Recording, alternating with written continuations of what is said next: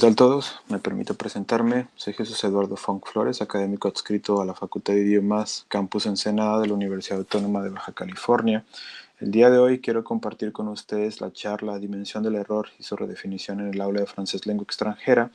Y no quisiera empezar sin antes precisar que esta revaloración del error precisamente surge de los datos obtenidos de la tesis doctoral que tuve a realizar en los últimos años y que con gusto comparto el día de hoy. Bien, estos son los contenidos de la presentación y sin más damos inicio. En cuanto al análisis de errores y el error y su tipología, el primer punto que se tiene que tomar en cuenta es el contexto de aprendizaje o contexto de enseñanza-aprendizaje, ¿no? Por ello les platicaré un poquito del contexto que enmarca nuestra investigación. En cuanto a la facultad y sus programas, básicamente el de enseñanza de lenguas, buscamos formar a los docentes a través de competencias didácticas, pedagógicas y lingüísticas que impactan desde luego la formación de su lengua materna, el español, y su segunda lengua, el inglés, como parte del trayecto formativo, ¿no? No obstante, a lo largo del histórico institucional se ha dado una revaloración sobre la lengua extranjera o esas denominadas terceras lenguas. Sin embargo, independientemente de cualquier intención formativa y que de igual manera forma parte de un requisito de egreso, pues hay que tener un mejor entendimiento del estado actual del estudiante que lleva a cuenta un tercer idioma, pues al final de cuentas lo que se persigue es una profesionalización y hay que hacer una revisión del contexto en cuanto al francés lengua extranjera refiere. Por nuestra parte, el interés surge en cuanto a la producción escrita. Si bien en la producción escrita como competencia o dentro de las 4 competencias principales, podemos encontrar que existen desde luego algunos factores que pueden incidir dentro de la producción de la misma, véase como interferencias o generalizaciones o desviaciones de la norma de las cuales vamos a estar platicando ahorita y que eso precisamente nos contribuye a poder hacer posible la redefinición del error, ¿no? Y por ello nos centramos en una imagen donde podrán encontrar algunas representaciones del texto escrito por parte de los estudiantes, de los cuales ahorita vamos a platicar, y que ponen en evidencia una situación en cuanto al desarrollo de la lengua. Y este primer acercamiento, desde luego, nos lleva a poner sobre la mesa y cuestionar cuál es la competencia lingüística de nuestros estudiantes en formación, que también invita a complementar por qué surge una falta de conciencia lingüística que atribuye o origina un error lingüístico. Bueno, pues al final de cuentas, estas interrogantes se tienen que ver desde luego a razón de su contexto y también las mismas intenciones que tenemos como instituciones formadoras, ¿no? Que es algo que considero es un área de oportunidad para esta cuestión de formar especialistas en el campo de las lenguas. Bien, para hacer este análisis, esta exploración, desde luego, esta comprensión del estado actual del estudiante o del estado histórico del estudiante, como van a ver en los datos, pues fue necesario partir de las representaciones del error, desde su criterio etiológico y su tipología, que ahorita ampliaré un poquito más, y que para hacer esto posible, pues hubo una serie de pasos a considerar, tanto de inicio la conformación del corpus de producciones escritas en francés, lengua extranjera, los niveles A1, A2, la misma clasificación y etiqueta de los errores por sus categorías gramaticales, la clasificación y etiqueta de los errores mediante una parrilla de análisis etiológico que fue la base de nuestro estudio y sobre todo, y que tiene que ver con esta cuestión de la revaloración del error, el análisis y descripción de los errores según su tipología, ¿no? Que es algo medular para tener un mejor entendimiento del error. En cuanto a la parte de la comprensión de este estado actual, desde luego no podemos hablar del análisis de errores sin partir de la literatura, ¿no? Entonces estos son los 3 temas con los cuales vamos a discutir. El primero, en cuanto a la referencia como causal, tiene una interferencia lingüística. Son distintos los autores que nos hablan de respecto al tema, pero por mencionar Esperberg en 2006 nos habla de la importancia que tiene el conocimiento lingüístico anterior y la experiencia como parte del razonamiento del estudiante para producir una lengua meta. Lo mismo se atribuye a Jack and Duff 2007, que nos habla de la importancia también que tiene la conciencia del individuo, que esto también se puede asociar a la parte cognitiva, metacognitiva, y también que tiene que ver con las representaciones de lo lingüístico y lo no lingüístico, ¿no? Otros autores también contemplan, como Baker, que la asociación o referencia representa un punto estratégico del estudiante para poder producir una lengua, ¿no? No obstante, esta representación estratégica del alumno en cuanto a la producción de la lengua también tiene que partir de esta conciencia metalingüística que persigue, ¿no? Entonces, veamos este punto de referencia de manera resumida como un punto estratégico. No obstante, es importante poner sobre la mesa lo que plantea Cook en 2003, quien menciona que la referencia en este caso favorise l'apprentissage ou constitue la cause essentielle de faute. Entonces veamos que o la referencia puede ser un elemento de utilidad o puede provocar también faltas o errores que afecten el tránsito a la lengua meta, ¿no? Pero de igual manera, aquí al final del día tenemos que ver lo que menciona de Visser en 1970 como pionero en estos temas ya aplicados al contexto formal de aprendizaje, que se veía al final de cuentas esta interferencia como un tipo de errores que comete el estudiante que aprende una lengua extranjera porque tiende a asumir ciertos hábitos y comportamientos y de unas de las lenguas próximas, ¿no? En este caso puede ser la lengua materna o la lengua segunda, y que esos hábitos, esos comportamientos o esas estrategias desde luego terminan en incidencias del error, pero que ese error tiene un valor único, ¿no? Y tiene una razón por la cual, por eso hablábamos del contexto, de por qué existe la importancia de valorar cuáles son las lenguas próximas a razón de una producción de una lengua meta.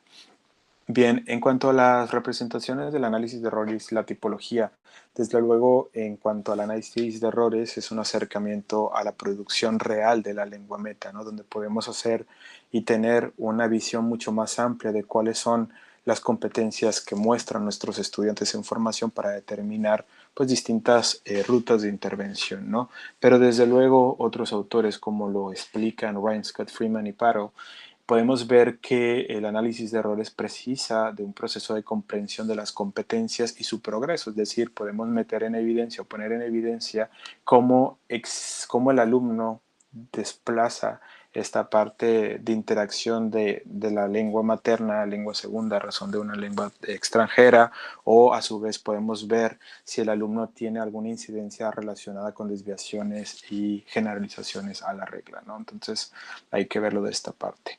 Pero Bess y Porquier en 1984 también plantearon un punto muy interesante que se asocia que el análisis de errores tiene que tener un doble objetivo, ¿no? Ese objetivo teórico con el fin de comprender este proceso de aprendizaje de una lengua extranjera, o también el objetivo práctico con el fin de mejorar la enseñanza de la lengua, ¿no? Esta parte creo yo que es muy importante ponerla sobre la mesa, pues la parte que merece la pena discutir es que un razonamiento, una revaloración del error parte precisamente sí de lo teórico, del fundamento teórico de la literatura, pero sobre todo tener un acercamiento a contextos reales de aprendizaje para ahí determinar y entender mejor al error.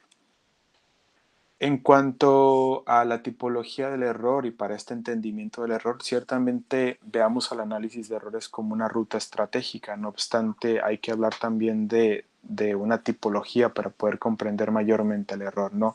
En cuanto a la tipología del error, ciertamente puede haber un acercamiento dependiente del investigador o del individuo que quiera realizar un proyecto en cuanto al tema, que puede ser un estudio que refleje la parte morfológica, fonológica, sintáctica, semántica, y que esta puede incidir en alguna representación en particular.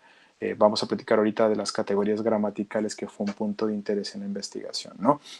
Y por otra parte, de entender que hacia una revaloración del error, pues debe haber ciertos criterios en específico, ¿no? Y que vuelvo a lo mismo, esto es dependiente de los intereses particulares del contexto, del formador y también del investigador, ¿no? En este caso, hablaremos de esta cuestión del criterio etiológico.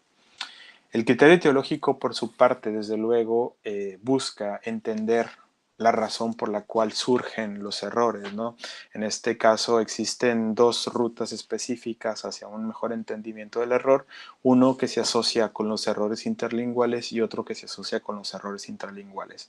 ¿Y por qué se opta por esta dimensión o este criterio teológico? Porque precisamente para tener un entendimiento real del contexto formal de aprendizaje, pues hay que entender también qué origina y qué causa el error, ¿no? En cuanto a la parte de los errores interlinguales, desde la aportación de distintos autores, todos centramos en que existe una transferencia negativa de una lengua materna o de igual manera otras lenguas que influyen en la producción de la lengua meta. En este caso, por ejemplo, a lo largo de los datos que les voy a mostrar, hay una interferencia de pronto de la lengua materna en la producción del francés o también de la segunda lengua, el inglés, en la producción del francés, ¿no? Ahorita vamos a platicar del tema. Pero desde luego esta tipología también desde el criterio teológico contempla los errores de tipo intralingual, que estos son generados por una transferencia intralingüística que resulta en un conflicto de reglas, ¿no? Que va desde de generalizaciones o desviaciones de la norma, que son importantes también verlos como errores de desarrollo o también errores que involucran estrategias de tipo universal, ¿no? Bien, pero no podemos hablar realmente de la dimensión del error sin poner sobre la mesa desde luego su análisis, su definición, sus criterios, su tipología, sin tener una base que nos ayude a comprender desde luego un razonamiento propiamente contextualizado de las representaciones del error, ¿no? Por ello es importante que cada proceso del tratamiento del error parta de un esquema realista, sí, y contextual, como lo he mencionado, que deriva, por mencionar, de un corpus, ¿no? Un corpus de estudiantes o de aprendices, dependiendo el autor, pues nos permite tener un acercamiento mucho más objetivo a producciones reales de la lengua meta. En este caso, pudiese ser un corpus de producciones escritas, puede ser un corpus de producciones orales, ya esto depende de los intereses propios del investigador. En cuanto a la investigación, quisiera platicarles ya del tema. Es una investigación con enfoque mixto y esto es importante de precisar, pues ya cuando hablamos de errores, ciertamente podemos ver frecuencias del error, pero también se requiere un entendimiento mucho más amplio, ¿no? Que demanda desde luego un análisis de tipo cualitativo. En cuanto al alcance de la investigación, fue una investigación de alcance exploratorio descriptivo a partir de un diseño no experimental y precisaré a qué va este punto, ¿no? El corpus, por mencionarles de manera muy general, se conforma precisamente desde un histórico que fueron producciones escritas de los estudiantes hispanohablantes y que tenían un perfil como segunda lengua el inglés y que fueron esos que pertenecían al programa Docencia de Idiomas y ahora con su actualización Enseñanza de Lenguas. Y fue un proceso pues bastante largo, ¿no? Porque al final del día la parte interesante fue que este corpus se empezó a recopilar desde el 2012 hasta el 2017 y pues de ahí se empezó desde luego a generar el análisis, ¿no? Obviamente este corpus pasó por depuraciones, por modificaciones, por un entendimiento mucho más amplio, pues de hecho se contaba con muchas más producciones escritas, pero las producciones escritas no cumplían con ciertos criterios establecidos en el proyecto, donde se descartaron esas que, de acuerdo al interés propio, no cumplían con un perfil específico los estudiantes, otros que las producciones escritas no eran visibles de pronto, ¿no? Porque había un proceso de escanear las producciones, de analizar, entonces sí demandaba bastante algunas características que en otro momento lo podría precisar, ¿no? Y bien, al final de cuentas, el corpus que se realizó, el corpus de aprendices, se dividió en dos segmentos, uno para el nivel A1 y otro para el nivel A2, que en cuanto a nivel A1 se contemplaron 23 actividades, que fueron 188 producciones escritas ya con este proceso de depuración, y en cuanto al nivel A2, 29 actividades que brindaron un total de 171 producciones escritas, de igual manera ya con el proceso de depuración. Para el tema me apuro con el tema de la parte de las etapas o cómo fue el proceso, que esa es una parte o la base también para un mejor entendimiento del error, pues se tiene que partir de ciertas etapas, ¿no? Una, la parte de la conformación del corpus, la parte de exploración, donde se analiza cada producción escrita, donde fue un proceso no automatizado debido a los intereses propios de la investigación, porque existían incidencias que iban asociadas a esas características de la lengua materna, de la lengua segunda, u otras que estaban asociadas con estas generalizaciones y desviaciones de la norma, ¿no? Como lo había explicado ahorita. Por otra parte, en una tercera etapa fue un reconocimiento donde hubo la necesidad de identificar en dónde incidía el error según su categoría lingüística, o sea, adverbios, adjetivos, verbos, preposiciones, que fue el punto de interés para su servidor.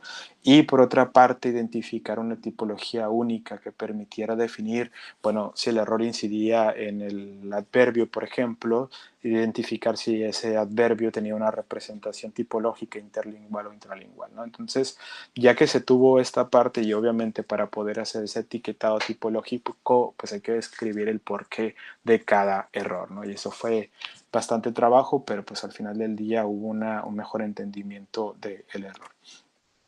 Estas son algunas de las producciones escritas que surgen precisamente del corpus, ¿sí? Entonces, imaginemos que cada una de ellas se tuvo que analizar, ¿sí? De manera independiente, de manera particular, donde se identificaron precisamente errores específicos de manera independiente para ver en dónde incidía el error según su categoría gramatical y de ahí pues obviamente hacer un razonamiento sobre la tipología del error, ¿no? Como decía ahorita, si es un error interlingual o un error intralingual.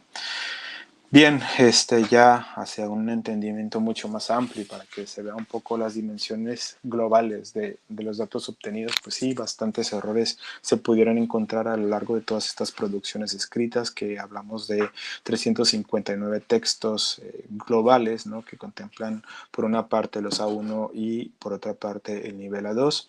Y pues hubo obviamente una separación interesante, puesto que en cuanto a los errores refiere, pues había una mayor incidencia de errores de tipo intralingual que interlinguales, ¿no? Que reitero, esto refiere a el conocimiento de la lengua materna y segunda y estos más asociados a desviaciones de la regla o la norma.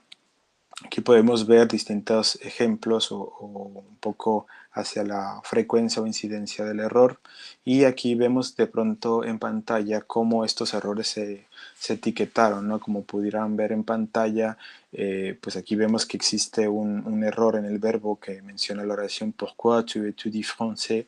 Entonces ahí hay una cuestión que va asociada de pronto a al tema del verbo, la conformación de la acentuación, si es un acento grave aigu, eso ya depende y que fue obviamente un punto de descripción a lo largo de este trabajo.